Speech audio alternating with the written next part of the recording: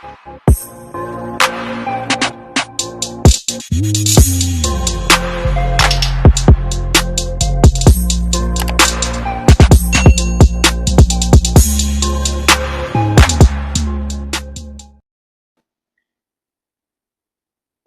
guys, balik lagi bareng saya Ramcu Tarigan dan kali ini ada advokat ternama Bang Ferdio Simanjuntak. Yo, gimana Bang kabar Bang? Gituan baik. Beda. Baru dilantik, baru disumpah kemarin. Sama siapa? Disumpahin hakim sih. Baru kali ini disumpahin hakim. Gokil. By the way kita selamat hari Minggu dulu guys. Jadi buat teman-teman Kristen yang nonton, ya selamat hari Minggu. Tuhan Yesus memberkati. Gokil, gokil. Pendeta. Oh iya, Bit, sebelum kita ngobrol lebih lanjut, gue tuh penasaran, advokat tuh apa sebetulnya? Dia tuh kerjanya ngapain tuh? Untuk advokat sendiri, sebenarnya kan betul itu advokat itu ada undang-undangnya. Itu undang-undang tahun 2003, gue lupa nomornya. Itu jelas di situ ada undang-undang tersendiri buat kami, buat profesi kami ini ada undang-undang tersendiri.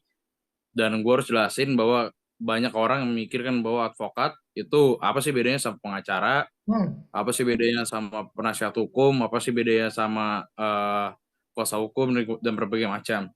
Untuk sekarang itu nggak ada bedanya. Jadi semuanya itu secara penjelasan di undang-undang advokat itu ya semua itu penegak hukum dan itu satu. Itu hanya penyebutannya aja, tapi penyebutan yang rigid dalam artian yang legal secara undang-undang juga secara hukum, yaitu kami disebut advokat. Tuh. Dan dibilangnya di secara hukumnya pun advokat ini juga termasuk penegak hukum. Karena penegak hukum di Indonesia ini kan bukan yang kita tahu tuh polisi sama kejaksaan. Bahkan juga sekarang juga ada KPK juga jadi penegak hukum juga.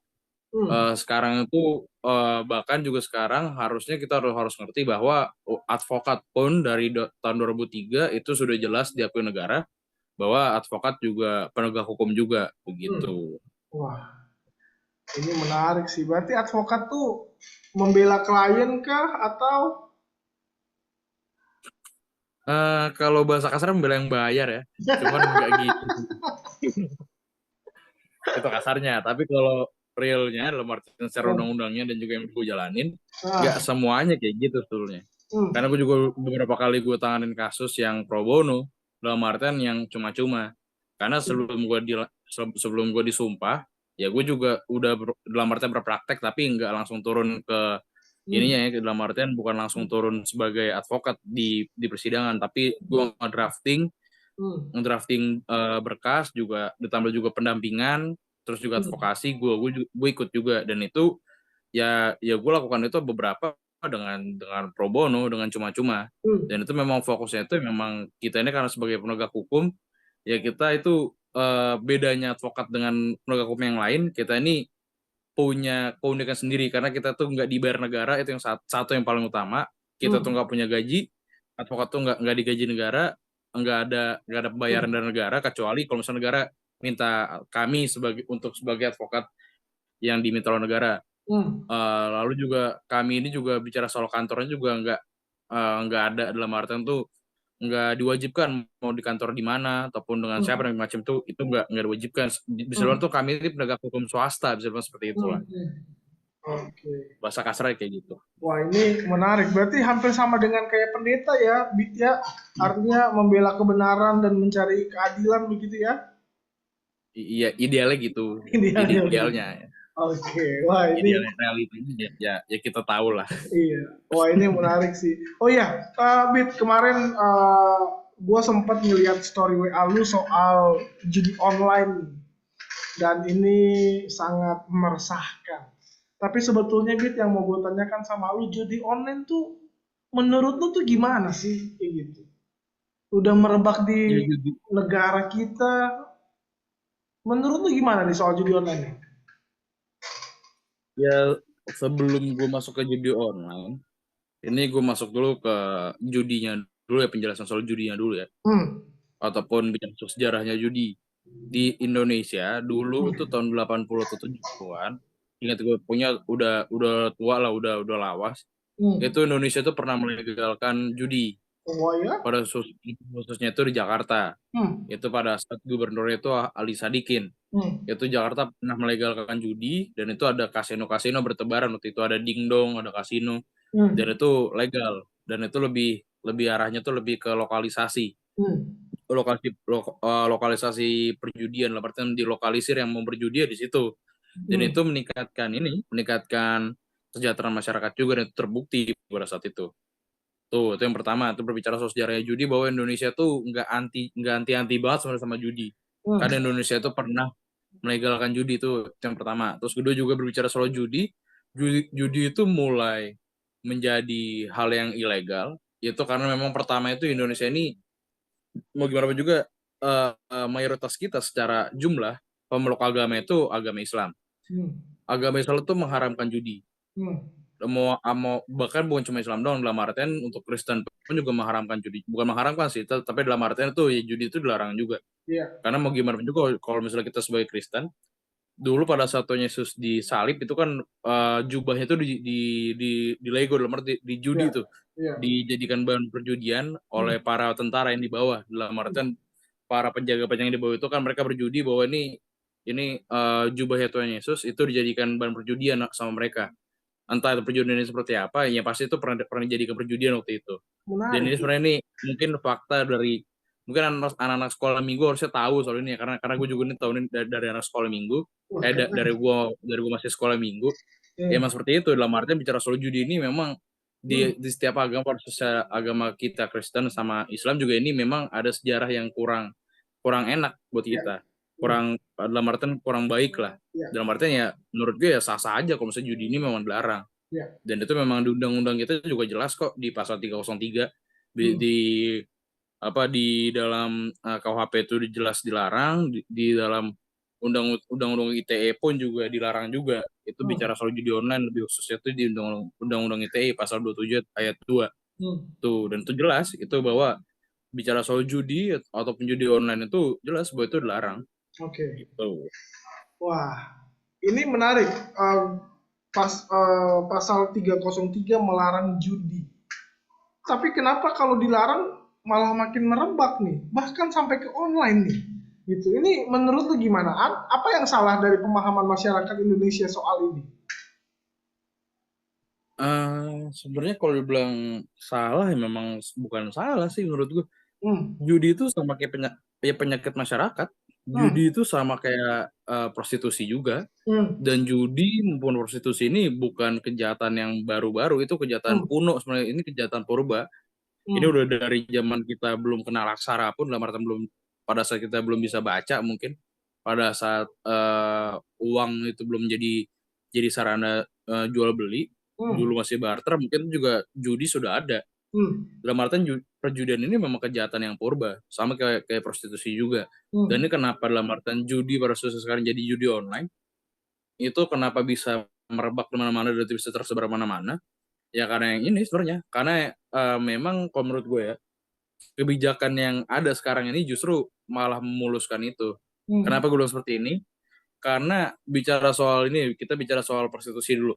Hmm. Ini kita apple to apple. Hmm. Prostitusi dulu, berbicara soal prostitusi itu kita tahu dalam arti beberapa tempat yang terkenal itu ada di Jakarta, atau ada Kalijodo, di Surabaya itu ada yang namanya Tugang Doli, dan berbagai Ya. macam tempat.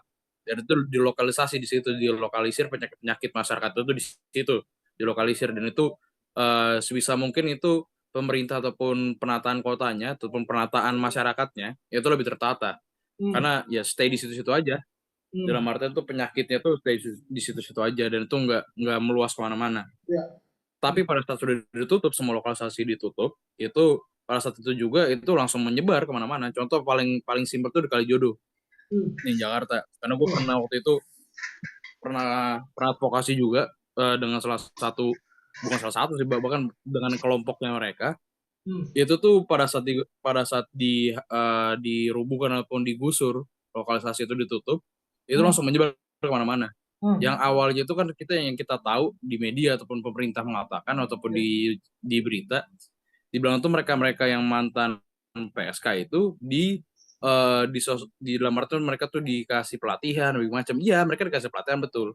Tapi permasalahannya karena mereka sudah dulu pernah merasakan uang yang lumayan pada saat melakukan prostitusi itu, yang mereka anggap pada saat pelatihan-pelatihan itu kayak misalnya pelatihan menjahit atau pelatihan apapun itu, dalam artian hal-hal yang bisa gue bilang tuh padat karya, itu menurut mereka tuh kurang menghasilkan. Dan akhirnya ujung-ujungnya karena balik lagi karena kebutuhan hidup, ya mereka balik lagi ke hal seperti itu. Dalam artian mereka melacurkan diri lagi. Dan itu karena sekarang kan sudah zamannya sudah serba media sosial, sudah Ya, serba internet.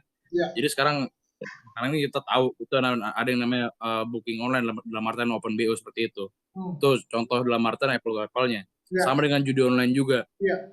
Ini karena sekarang juga ini bicara soal sudah zamannya sudah 4.0 dalam artian ini sudah zamannya zaman yang bisa dikatakan ini udah fokus ke internet, segala hal itu butuh internet. Ya. Dan ini maka dari itu ya judi pun juga bertransformasi menjadi judi online. Slot ada berbagai macam itu, ada domino atau apapun itu jadi masuknya ke online gitu. Dan ini lebih sulit untuk dipantau, lebih sulit untuk ditata, karena perlu kita tahu juga pemerintah tuh nggak cuma diam sebenarnya. Pemerintah tuh sudah memblokir puluhan ribu, bahkan bukan cuma ribuan tapi puluhan ribu situs dari awal tuh judi online itu merebak sampai sekarang tuh ada puluhan ribu situs yang udah diblokir.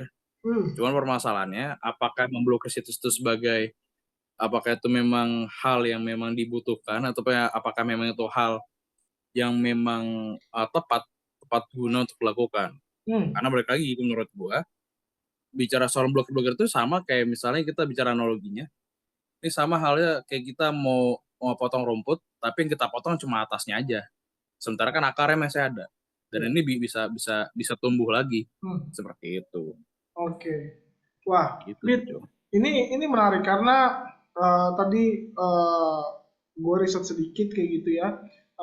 Ternyata orang-orang yang main judi online ini bukan hanya di kalangan masyarakat bawah, kayak anggota dewan pun juga bermain judi online kayak gitu. Apa sih sebenarnya menurut lu gitu loh?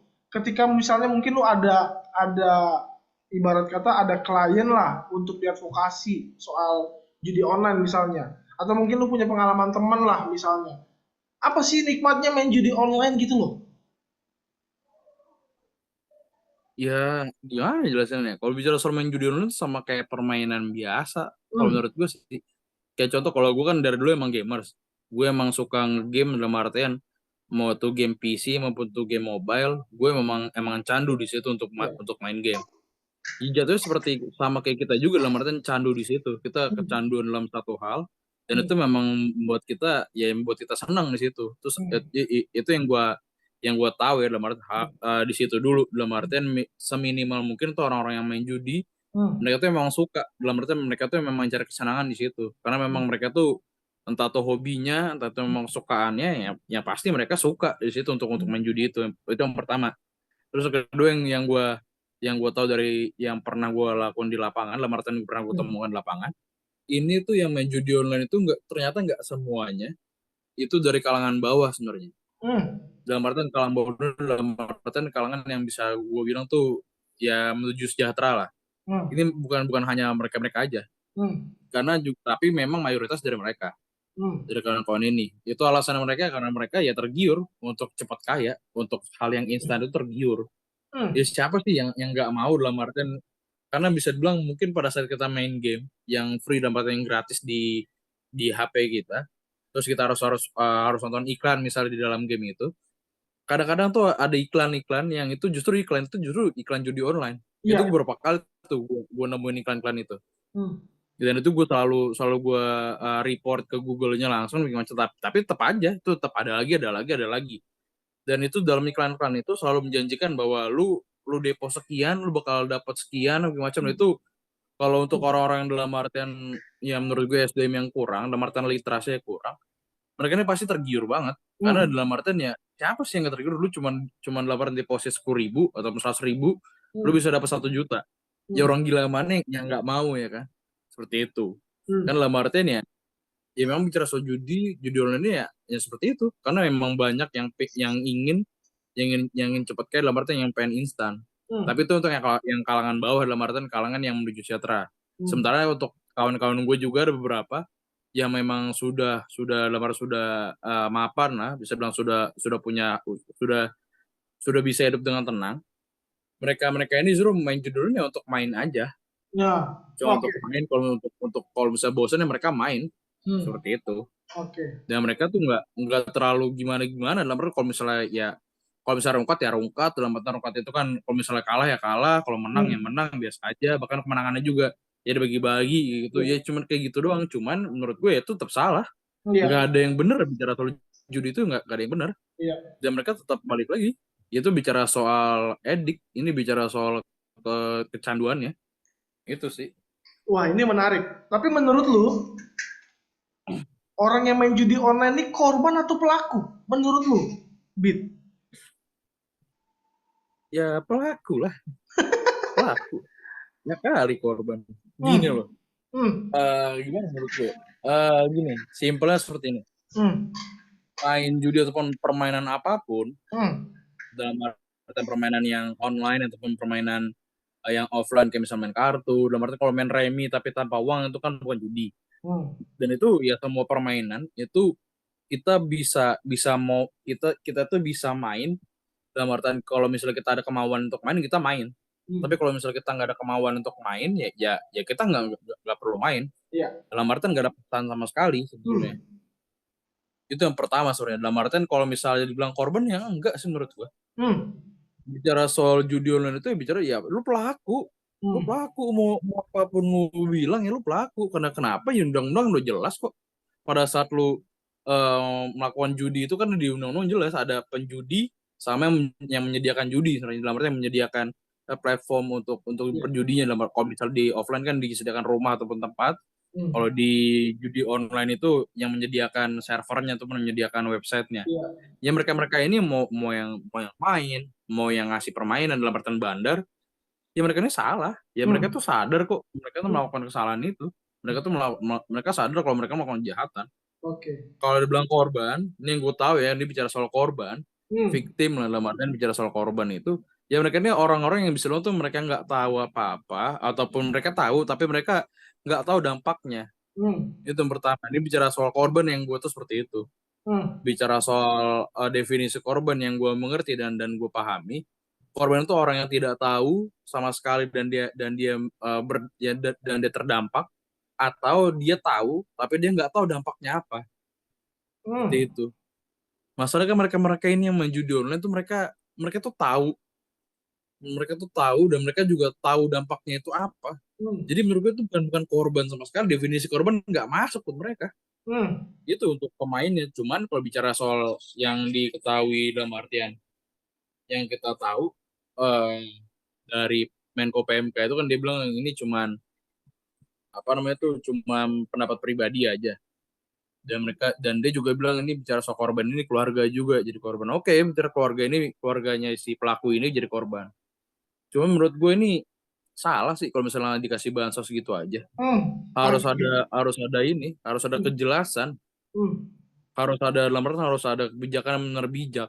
Hmm. Karena menurut gue kalau misalnya dikasih bansos dalam arti untuk tanda kutip korban, ya ini kapan orang-orang bisa sadar kalau judi online itu kejahatan? Iya. Oke. Nah, ya gini aja deh, ini simpelnya nih. Lu main judi nih. Gua main judi aja deh. Hmm. Mau menang mau kalah nanti kalau misalnya kalah gue dibantu sama pemerintah kok dapat bansos. Hmm. Kan gitu.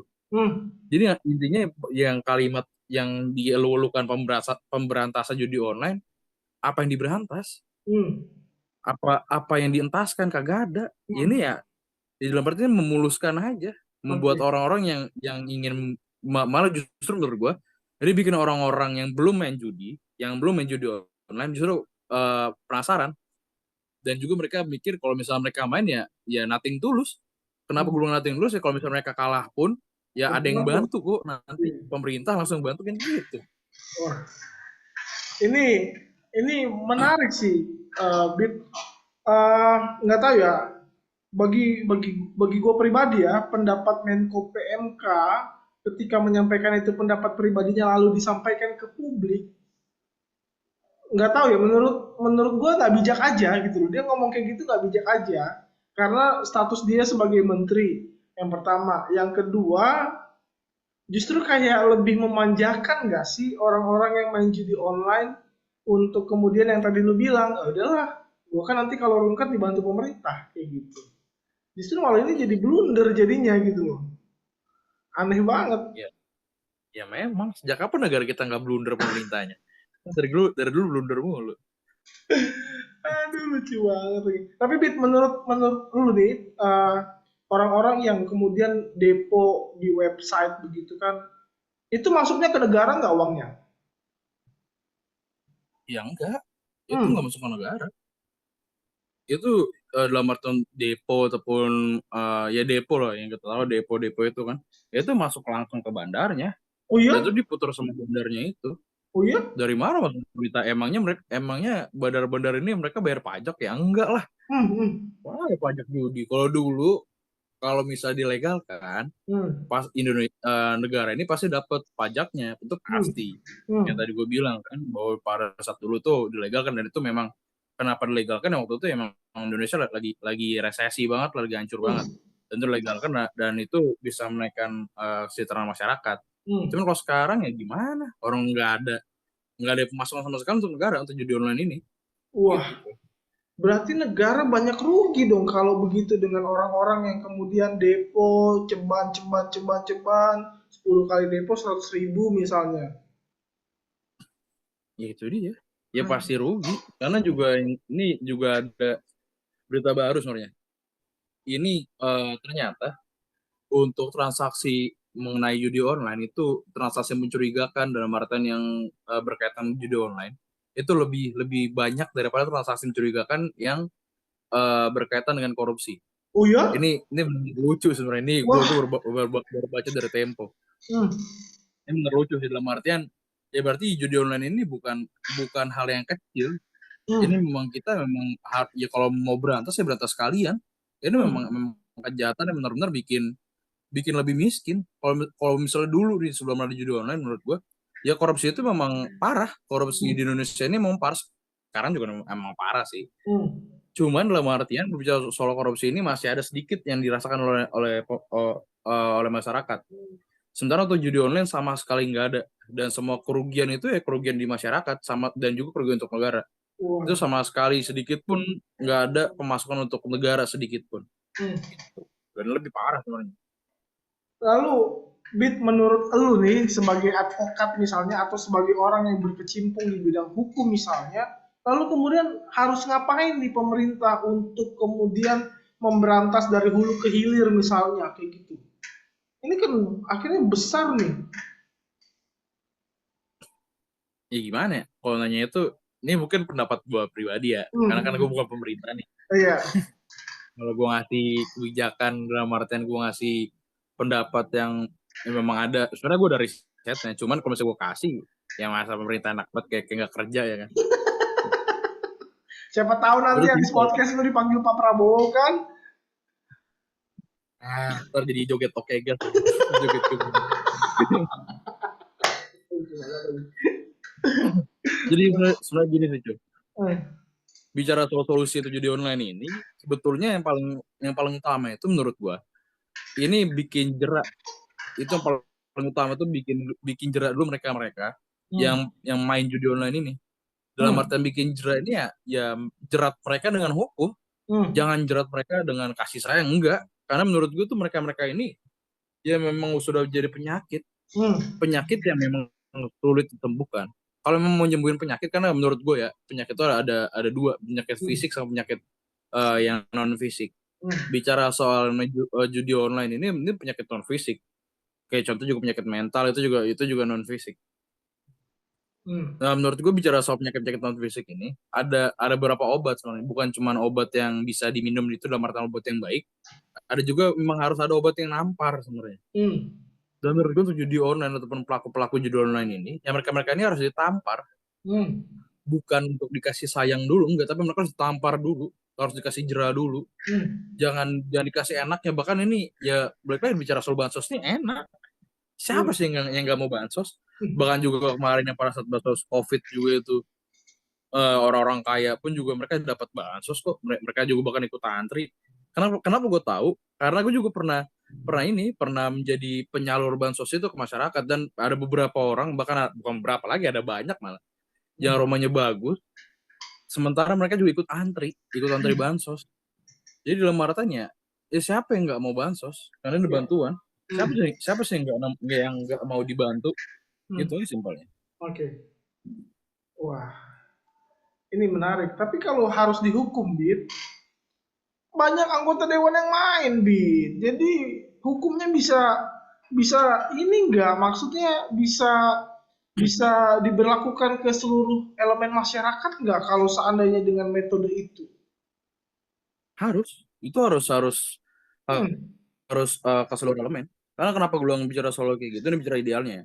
Dan gue memang bukan tipe orang yang mau berkompromi, nggak mau kompromi soal namanya penegakan hukum di situ. Hmm. Mau lo anggota dewan, mau lo polisi dengan pangkat yang tinggi, mau lo tentara dengan pangkat tinggi, tetap aja lu tuh di undang-undang lu sama. Pada saat lu melakukan kejahatan sipil, ya lo harus ikut juga dengan aturan sipil. Hmm. Kalau gue mikir di situ, dan ini emang jadi perdebatan.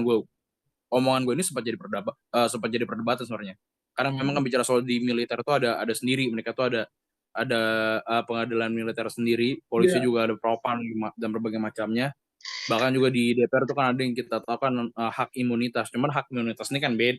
Kita harus tahu nih hak imunitas itu imun di bagian apa. Ya. Jangan kita pikir sebagai masyarakat, jangan kita pikir mereka tuh imun dari segala hal. Hmm. Enggak. Hak imunitas anggota dewan tuh pada saat mereka bersuara, ya mereka imun. Pada saat mereka menyuarakan sesuatu, mereka imun secara hukum. Cuman pada saat mereka melakukan kejahatan, ya mereka nggak ada yang imun kok. Nggak ada yang imun, nggak ada yang imun secara hukum, nggak ada. Ya bisa gue bilang, ya hukum di Indonesia ini, karena balik lagi nih bicara soal undang-undang dasar kita. Undang-undang dasar kita jelas kok. Indonesia adalah negara hukum, Iya. bukan negara politik. Iya. Kan? Bukan negara dalam arti bukan negara yang memang yang bukan ke kanan, bukan ke kiri, enggak. Tapi kita memang negara hukum, itu jelas di Undang-Undang Dasar pasal 3, itu jelas banget. Jadi kalau misalnya kita berpikir, kalau misalnya orang-orang yang punya jabatan ataupun siapapun itu yang punya lah dalam artian, dan mereka tuh imun secara hukum, itu enggak. Menurut gue tuh enggak, sama sekali enggak. Dan kalau misalnya ini kan kebetulan gue baru advokat, dan gue akan tegakannya, akan gue kejar sih orang-orang kayak gitu, bakal gue kejar. Mau siapapun itu, kalau memang mereka udah parah banget, ya memang harus dikejar gitu. Oke, wah ini menarik diskusi soal judi online. Tapi kira-kira menurut lu nih, Bit, butuh berapa tahun Indonesia kemudian memberantas ini semua? Gua nggak bilang 100% ya, at least katakanlah 50% misalnya. Ini butuh berapa lama dengan dengan merebaknya judi online yang dari hulu ke hilir nih? Semua elemen masyarakat, baik anggota dewan, baik pengurus gereja, baik masyarakat awam kayak gitu. Bahkan pengurus gereja pun main judi online gitu loh. Gimana? Itu dia. Jadi gimana Pak Pendeta ya? Aduh. Ini kan ada pengurus gereja juga kan jadi pemain judi online. Karena gue juga pernah nemuin itu juga. Dan mereka dengan santai itu ya ini cuma main doang. Masalahnya kita tahu ya. Permainan dalam artian, gue tahu ada mainan kayak bisa domino ataupun poker yang memang itu di online kan, itu memang nggak pakai uang ataupun nggak depo. Gue tahu dan gue pernah main itu. Cuman kan kita tahu musiknya seperti apa. Sementara kan yang judi online ini ada ciri khas sendiri di musik-musiknya. Kita tahu lah, ada artian musik-musik khas dari judi online itu dalam artian petirnya Zeus. Kita tahu gitu.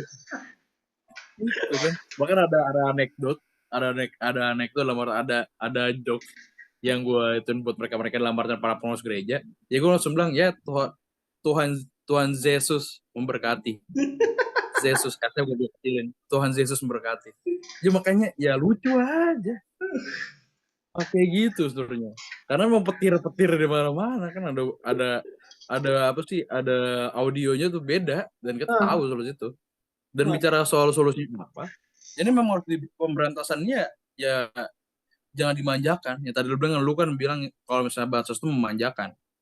Ya kalau misalnya gini deh, kita melakukan kesalahan. Kita aja dalam artian kita kan sebenarnya tuh kita kaum milenial dulu kita pernah diasuh sama kaum kolonial. Oh sih. Hal-hal seperti ini kita juga pernah eh, cara kita diasuh ataupun cara kita dididik itu bukan didikan yang memanjakan, enggak. Hmm. Dan menurut gua ya kita bisa bilang beberapa ya bisa bilang cukup mayoritas lumayan jadi, meskipun juga ada beberapa orang juga yang nggak jadi-jadi juga. Jadi dalam artian bicara soal pendidikan itu, kalau memang mendidik itu kan mendidik bukan cuma sekedar memberikan pengetahuan aja, bukan, tapi mendidik ini mendidik secara keras pun juga itu mendidik. Ya. Dan menurut gue kalau misalnya untuk bicara soal dihukum ataupun dikasih efek jerah, ya itu juga pendidikan untuk masyarakatnya sendiri, bukan hanya untuk masyarakat secara umum aja, bukan hanya masyarakat sipil, tapi untuk seluruhnya, seluruh elemen tuh. Jadi ya nggak sama sekali nggak sepakat gue untuk bansos itu mau apapun itu kebijakan itu nggak sepakat kalau misalnya yang disebut korban judi online ini dikasih bansos sama pemerintah tuh sama sekali nggak sepakat gue, karena mereka pelaku. Oke. Justru. Wah, ini menarik sih. Tapi Bit, ini pendapat gue pribadi karena gue orang teologi, jadi mungkin gue kasih perspektif teologis dengan apa yang lu bilang. Kalau tidak salah, mohon dikoreksi teman-teman, Amsal 23 ayat 13 tuh bilang bahwa jangan pernah ragu untuk mendidik pakai rotan dan kayu, kayak gitu. Istilahnya begitu. Jadi buat gue pribadi, ya betul, sesekali harus keras kayak gitu. Tidak selamanya keras itu kekerasan gitu loh. Maksud gue ngerti nggak? Kayak gitu. Karena balik lagi ya, mungkin karena gua generasi Z atau generasi milenial yang diomelin dikit langsung baper, dianggap bahwa oh ini kekerasan verbal nih kayak gitu. Oh ini kekerasan ini nih. Padahal tidak semua hal yang keras itu kekerasan buat gua kayak gitu. Jadi ya gue sepakat sih dengan apa yang lu bilang, ya udah kerasin aja hukumnya kayak gitu. Lebih mantapkan aja apa yang menjadi peraturannya kayak gitu. Gitu, betul. Karena memang kalau misalnya dikasih manja dalam artian dikasih, kalau di Batak di anju-anju, sementara lu melakukan kesalahan, ya gimana ya? Lu semakin melakukan kesalahan tapi dimanjain ya lu berasa nggak salah lah. Ya lu merasa kesalahan itu bukan kesalahan dan itu pasti akan lu lakukan lagi. Iya. Ya simpel itu sifat manusia kan kayak gitu. Iya, betul. Banyak Simpel banyak itu. akhirnya masyarakat yang ngejual rumahnya, ngejual harta miliknya buat depo misalnya kayak gitu. Ya, buat gua bodoh sih, bodoh banget gitu loh maksud gua. Cuman ya baik lagi, ya namanya adiksi kayak gitu. Jadi memang harus dikerasin biar ngerti. Iya, maksud gue ini kan memang bicara soal judi online ini kan memang adiksi. Dalam artinya bicara soal candu di situ. Memang harus ada peran pemerintah ataupun peran masyarakat untuk bukan cuma sekedar menyadarkan, tapi juga untuk mengobati juga, karena ini penyakit. Jadi Iya, yang tadi gue bilang ini penyakit non fisik iya, dan ada obatnya kok. iya, Semua penyakit itu ada obat. iya, Ya saran gue ya obatnya itu memang harus keras. iya. Keras itu bukan kekerasan ya. Ini harus digarisbawahi, keras bukan berarti kekerasan. Hmm, Gue nih Rapci juga tahu pada saat gue jadi kabit gue sekeras apa waktu itu. iya, Cuman gue nggak main kekerasan, gue iya, nggak main tangan, cuman emang omongannya keras. iya, Tapi ini memang cara mendidiknya seperti itu cara mendidik keras. Cuman dalam artian bukan berarti kita membuat orang, karena gini menurut gue, kalau misalnya kita memanjakan ataupun langsung memaafkan bahkan kejadian atau kesalahan yang belum dilakukan, itu lebih lebih parah sih. Itu iya, lebih, aduh, itu bukan pendidik lah, itu benar-benar, iya, aduh, nggak ngerti lah gue bahasanya tuh apalah. iya. Masa ini kan tayang di YouTube ya, ntar kalau kalimat gue gimana kan Iya. pusing nih. Dolar kuning. Oke. Wah, ini menarik. Bit, mungkin sebelum menutup diskusi kita karena kurang lebih sudah 34 menit kayak gitu, 35 menit. Terakhir, pesan lu buat buat teman-teman yang masih belum bisa bertobat nih main judi online. Apa yang mau lu sampaikan sama teman-teman lu? Atau sama orang-orang yang nonton ini masih kecanduan judi online?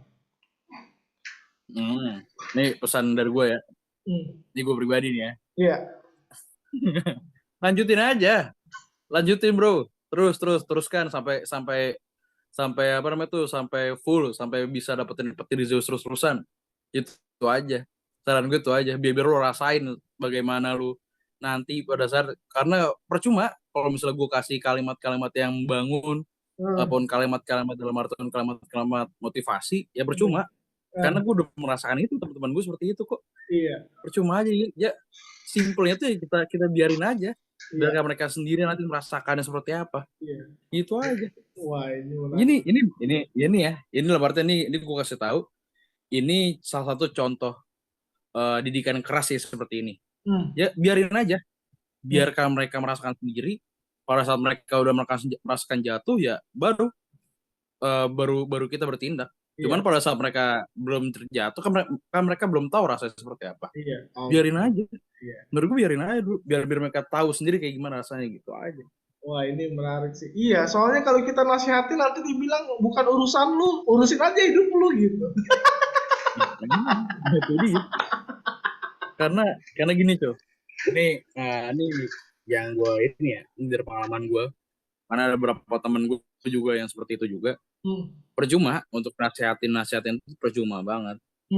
Karena pada saat sekali kita nasihatin, oke, di depan kita mereka nggak main. Karena gue memang dari dulu tuh memang anti banget soal judi kayak gini, gue anti banget. Meskipun dari kampus yang mau main Bronx dulu kan, gue dari UKI dulu yang main Bronx itu semua kejahatan ada di situ. Tapi gue paling anti sama judi. Dan bisa bilang tuh teman-teman gue penjudi judi itu, mereka sebisa mungkin mereka menghormati gue. Karena gue memang nggak suka judi, ya mereka nggak main di depan gue. Cuman balik lagi pada saat nggak ada gue ataupun gue nggak ada di situ, ya mereka tetap main. Jadi dalam artinya yang percuma pada saat kita mau baik nih, ya yang penting kan dalam Alkitab juga jelas kan. Gue lupa ayatnya apa dan juga di pasal berapa. Tapi pada saat lu apa sih namanya tuh, ngasih tahu atau memberitahu kebaikan, itu juga dan itu juga menjadi suatu kebaikan. Tapi pada saat lu diam melihat kejahatan, ya lu juga menjadi penjahat juga. Gue lupa tuh di ayat mana, mungkin lu lebih tahu kan, lu pendeta kan. Waduh, ampun. Ini itu sih dari gue. Wah, ini menarik. Oke lah, Bit, diskusi kita malam hari ini harus kita hentikan terlebih dahulu karena remaining time-nya tinggal 1 menit 40 detik. Siapa tahu ada sponsor, Bapak Ibu Saudara yang mau kasih sponsor Zoom Pro biar ngobrol lebih puas, dipersilahkan kayak gitu. Bisa DM saya di Instagram rapcotarigian10. It's okay, no problem. Gimana problem? Ini kita promosi gitu. Biar diskusinya nggak enak. Ya mungkin terima kasih banyak Bit sudah ngobrol sama gua dan ini akan jadi jadi obrolan yang menarik dan siapa tahu orang bisa bertobat dengan podcast kita pada malam hari ini. Thank you Bit. Nggak usah tobat cuma. Thank you aja. Oke, gua stop record dulu. Yo, thank you. Yo, oke.